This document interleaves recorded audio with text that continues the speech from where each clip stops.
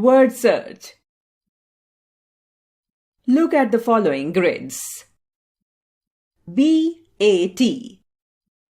A set of letters arranged from left to right makes a row.